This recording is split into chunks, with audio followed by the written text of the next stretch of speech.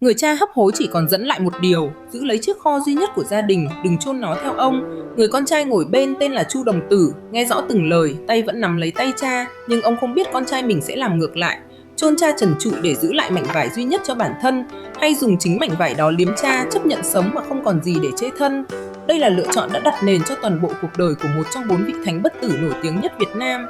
Một lựa chọn không ai ép ông phải đưa ra, và cũng không ai, kể cả người cha đang hấp hối, ngộ rằng ông sẽ chọn ngược lại lời dần.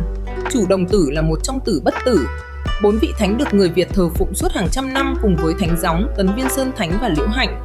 Nhưng phần lớn người ta chỉ nhớ câu chuyện về ông như một chuyện tình cổ tích, thường được kể tóm gọn trong một câu: một chàng trai nghèo tình cờ gặp công chúa đang tam. Công chúa cho rằng đó là số trời, rồi họ nên duyên vợ chồng, và cuối cùng cả hai thành thần. Kể theo cách đó, câu chuyện nghe giống hàng trăm chuyện cổ tích khác trên thế giới. Người nghèo gặp may, lấy được người giàu, đời đời sau một đêm. Nếu chỉ dừng ở đó, đây sẽ là một câu chuyện may mắn bình thường. Chàng trai nghèo một bước, đời đời nhỏ vận may, chẳng có gì để phân tích thêm.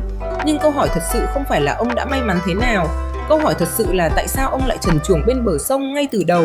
Và câu trả lời không nằm ở số phận, mà nằm ở một quyết định ông đã tự tay đưa ra trước đó rất lâu, từ trước khi có bất kỳ chiếc thuyền công chúa nào xuất hiện. Gia đình Chu Động Tử vốn không phải luôn nghèo đến mức ấy. Một trận cháy đã thiêu rụi gần như toàn bộ tài sản trong nhà cửa, đồ đạc, quần áo.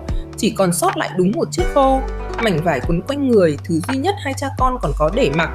Từ đó hai người phải thấy phiên nhau, ai ra ngoài thì mặc chiếc khỏ ấy, người còn lại ở nhà, ở trần cho đến lượt mình.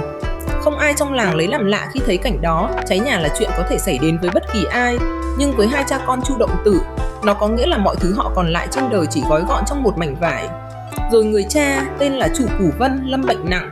Nằm trên chiếc chiếu cũ, ông biết mình sắp mặt, và điều duy nhất ông còn có thể để lại cho con trai không phải là ruộng vườn hay của cải, mà là chính chiếc khổ đang gập gọn bên cạnh. Ông dẫn con một điều rất cụ thể: cứ chôn ông trần trụi, giữ lại chiếc khô mà mặc, đừng để bản thân phải sống không mạnh vai chê thân vì ông.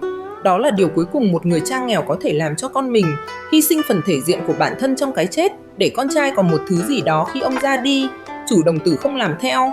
Ông ngồi bên xác cha, nhìn chiếc kho đã gập sẵn và không đành lòng để cha mình nằm xuống đất mà không một tấm vải che thân.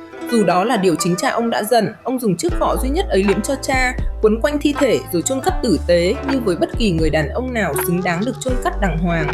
Quyết định đó không tốn của ông một đồng bạc nào. Ông vốn chẳng còn đồng bạc nào để mất, nhưng nó tốn của ông thứ duy nhất ông còn giữ được, cái quyền được ăn mặc như một con người bình thường. Từ hôm đó, Chu Đồng Tử sống không một mảnh vải trên người. Ban ngày ông ra bờ sông câu cá, đừng ngâm mình dưới nước để che thân, chỉ dám lối vào bồ khi trời đã sấm tối, hoặc khi chắc chắn không có ai qua lại. Có thương nhân đi ngang trên sông, ông đừng khuất sau bụi lau, xin đổi cá lấy một nam gạo, một tấm áo cũ nếu ai đó có lòng chố. Phần lớn thời gian không ai cho gì cả, và ông quay lại với chiếc cần câu, cho mẹ cá tiếp theo. Nhiều đêm ông ngủ ngay trên bồ cát, không nhà, không chiều, không một thứ gì gọi là của riêng mình ngoài chiếc cần câu. Ông không kể lại cho ai nghe lý do vì sao mình sống như vậy, không phải vì xấu hổ về quyết định đã đưa ra, mà vì với ông, đó không phải chuyện cần giải thích. Cha ông xứng đáng được chôn cất tử tế, và cái giá phải trả là chuyện của riêng ông, không liên quan đến ai khác. Đây không phải cái nghèo ông sinh ra đã có, đây là cái nghèo ông tự chọn. Vào đúng cái đêm ông quyết định cha mình xứng đáng được chôn cất tử tế hơn ông xứng đáng được mặc quần áo. Nhiều năm sau, Chu Đồng Tử vẫn là người thợ cha hết mức. Điều này không phải suy đoán. Trong tín ngưỡng tử bất tử, ông được thờ dưới danh hiệu chủ đạo tổ, và trong tất cả những gì người đời sau nhờ về ông, sự giàu có kỳ lạ ông có được sau này, phép thuật của hôn nhân với công chúa, thứ khiến ông được phong thánh không phải là vận may, đó là lòng hiếu thảo được trả bằng chính sự trần trụi của bản thân. Câu chuyện tình yêu nổi tiếng sau này không phải là lý do ông trở thành bất tử, nó chỉ là thứ xảy ra sau, vì ông đã trần trụi đúng chỗ, đúng lúc. Câu chuyện vì vậy không bắt đầu bằng một cuộc gặp gỡ lãng mạn, mà bắt đầu bằng một trận cháy nhà và một chiếc kho. Nếu người kể chuyện chỉ cần một chàng trai nghèo để công chúa yêu, họ có thể để anh ta nghèo theo bất kỳ cách nào. Mồ côi từ nhỏ, sinh ra trong gia đình tá điền, không cần một lý do cụ thể. Nhưng câu chuyện được truyền lại chọn đúng chi tiết về chiếc kho, đúng lời dẫn của người cha, đúng việc người con cãi lội. Một chi tiết cụ thể đến vậy không phải ngẫu nhiên còn sót lại qua hàng trăm năm truyền miệng. Nó tồn tại vì nó chính là điều người kể chuyện muốn người nghe nhiều nhất, không phải cuộc hôn nhân với công chúa, mà chính chiếc khỏ ông đã đặt vào tay cha mình. Công chúa Tiên Dũng, con gái vua Hùng Thủ 18, là người không thích lấy chồng, chỉ thích ngạo dự sông nước. Một hôm, thuyền của nàng đi ngang khúc sông nơi Chu Động Tử vẫn thường câu cá. Ông nghe tiếng chiêng trong từ xa vọng lại trên mặt nước, ngang lên nhìn thấy cả một đoàn thuyền lớn đang tiến về phía mình. Hoảng sợ vì trên người không có một mảnh vải nào để che. Không kịp chạy xa, ông vội vàng đào một hố cát ngay bên bờ chui xuống, kéo cát phủ kín người. Chỉ còn cách duy nhất là nằm im cho đoàn thuyền đi qua, nhưng đoàn thuyền không đi qua. Tiên Dũng ra lệnh dừng lại đúng khúc sông đó để tắm, hoàn toàn không biết bên dưới lớp cát mình sắp bước qua có một người đang nín thở. Nàng cho người quây màn quanh một khoanh bờ sông, rồi dồi nước tắm ngay tại chỗ Chu Đồng Tử đang vùi mình. Từng gáo nước làm lớp cát mong dần đến khi không còn gì che giấu được nữa. Thân hình trần trụi của ông lộ ra ngay dưới chân nàng, đổi lại là một phản ứng giận dữ hay xấu hổ cũng là điều dễ hiểu. Một công chúa nhìn thấy thân thể trần trụi của một kẻ ăn xin ngay dưới chân mình hoàn toàn có thể trừng phạt ông vì tội khi quân. Nhưng Tiên Dũng không phản ứng như vậy, nàng đứng lặng một lúc rồi nhìn nhận đây là ý trời. Một người vốn không định lấy chồng, lại tình cờ gặp một người đàn ông trần trụi giữa bãi cát vang, theo cách không ai có thể sắp đặt trước. Nàng tuyên bố sẽ làm vợ ông, bất chấp thân phận nghèo hèn của ông, và ra lệnh chuẩn bị hôn lễ ngay tại chỗ. Trước sự sừng sờ của cả đoàn tùy tùng, vua Hùng khi biết tin nổi giận. Con gái ông, một công chúa, lại tự ý kết hôn với một kẻ ăn xin không một mảnh vải che thân, không hỏi ý cha, không qua một nghi lễ nào của hoàng tộc. Với ông, đây không đơn thuần là chuyện hôn nhân, đó là một công chúa tự tay hạ thấp dòng dõi của chính mình trước mặt cả triều đình. Ông xem đây là điều sỉ nhục không thể bỏ qua, và ra lệnh cho quân lính lên đường, bắt cả hai về chi tội, không cho phép bất kỳ lời giải thích nào được đưa ra trước. Trong lúc chờ đợi, Chu Đồng Tử và Tiên Dũng không ngồi yên. Sau khi thành thân, hai người không về sống trong cung mà dừng một cuộc sống mới ngay tại vùng đất ven sông, buôn bán qua lại với các thuyền khách. Trong một chuyến đi buôn xả, Chu Đồng Tử ghé lên một ngọn núi, gặp một vị tăng sĩ tên Phật Quang đang tử trong ấm. Ông ở lại học đạo một thời gian, rồi trước khi chia tay, được vị tăng sĩ tặng một cây gậy và một chiếc nón, dặn rằng đó là vật có phép màu. Khi gặp nguy khốn, chỉ cần cầm gậy xuống đất, úp nón lên trên, mọi thứ cần thiết sẽ tự hiện ra. Đêm trước khi quân lính vua Hùng đến nơi, ngay tại bãi sông nơi hai người sống, một thành quách cung điện bằng châu ngọc cùng của cải và người hầu bỗng nhiên hiện ra, đầy đủ như thể đã tồn tại từ lâu. Sáng hôm sau, dân quanh vùng kinh ngạc trước tòa thành mới xuất hiện qua một đêm, không ai từng thấy nó trước đó, và họ mang lễ vật đến xin thần phục người chủ mối của vùng đất. Nhưng đoàn quân của vua Hùng cũng đã đến gần, không hề hay biết gì về những gì vừa xảy ra bên trong tòa thành ấy. Tiên Dũng không chống lại cha mình.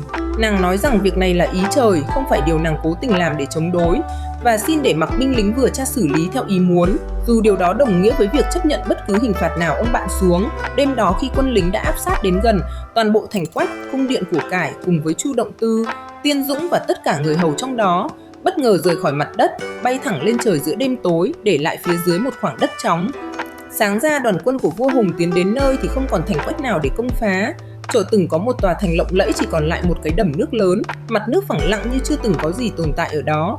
Người ta gọi đó là Đam Nhất Gia, đầm một đêm, vì tất cả những gì diễn ra ở đó từ khi tòa thành hiện lên đến khi nó biến mất mang theo cả gia đình Chủ Đồng Tứ chỉ gói trốn trong đúng một đêm. Vậy điều gì thật sự đã làm nên câu chuyện này? Không phải phép màu của cây gậy và chiếc nón, đó là thứ đến sau khi hai người đã thành vợ chồng và cần một cách để tự bảo vệ mình. Không phải sự may mắn khi một công chúa tình cờ đi ngang đúng khúc sông ông đang trốn, vì nếu ông không phải trốn ngay từ đầu, khúc sông đó cũng chẳng có ý nghĩa gì đặc biệt. Cái làm nên tất cả là quyết định ông đưa ra nhiều năm trước đó, bên giường bệnh của cha, quyết định khiến ông không còn gì để mặc, và vì không còn gì để mặc, ông mới phải đào cát mà trốn. Mỗi khi có người lạ đi ngang và vì trốn dưới cát vào đúng hôm đó, ông mới ở đúng chỗ khi nước tắm của Tiên Dũng cuốn lớp cát ấy đi. Nếu đêm đó Chu Động Tử nghe lời cha, giữ lại chiếc kho cho riêng mình, ông vẫn sẽ là một người nghèo, nhưng không phải loại nghèo khiến ông phải giấu mình mỗi khi có thuyền lạ đi qua. Sẽ không có gì để giấu, không có lý do gì để đào cát mà trốn khi thuyền của Tiên Dũng đi ngang, và nàng hẳn đã tắm rời đi tiếp như mỗi lần khác, không hề biết có một người đàn ông đang câu cá cách đó không xa. Câu chuyện về hai người sẽ không bao giờ xảy ra, và một trong 4 vị thánh bất tử của người Việt có lẽ đã không tồn tại, hoặc tồn tại dưới một cái tên khác, gắn với một câu chuyện khác không ai còn nhớ tới. Ngày nay, đền thờ Chu Đồng Tử và Tiên Dũng vẫn đứng ở làng Đa Hòa, tỉnh Hưng Yên, ngay gần nơi tương truyền tòa thành từng hiện lên rồi biến mất. Mỗi năm từ ngày mồng 10 đến 12 tháng 2 âm lịch, người dân vẫn tổ chức lễ hội, rước kiệu mang theo hình ảnh cây gậy và chiếc nón, cùng kiệu thánh Chu Động Tư và hai vị phu nhân đi qua đúng khúc sông nơi câu chuyện được cho là đã xảy ra, giữa tiếng trống chiêng và múa rộng kéo dài suốt mấy ngày liền. Người ta đến đó để cầu duyên, cậu con cái, cậu một cuộc sống sung túc. Những điều gắn liền với hình ảnh một chàng trai nghèo bỗng có tất cả. Một tòa thành, một người vợ là công chúa, một chỗ đứng vĩnh viễn trong tín ngưỡng của cả dân tộc. Ít ai đứng trước ngôi đền đó mà nghĩ đến chiếc kho, đến người cha tên Chu Cù Vân, đến một đêm hàng nghìn năm trước khi một người con trai phải chọn giữa việc giữ mạng sống cho bản thân và việc để cha mình ra đi trong danh dự. Nhưng chính đêm đó, chứ không phải đêm tòa thành hiện ra, mới là đêm quyết định mọi thứ. Trước khi có tất cả, ông đã từng đứng trần trụi bên bờ sông, không nhà không áo, chỉ vì đã chọn không giữ lại thứ duy nhất mình có cho riêng mình. Cảm ơn bạn đã xem. Một mảnh vải cuối cùng. Bạn giữ hay chôn cùng cha?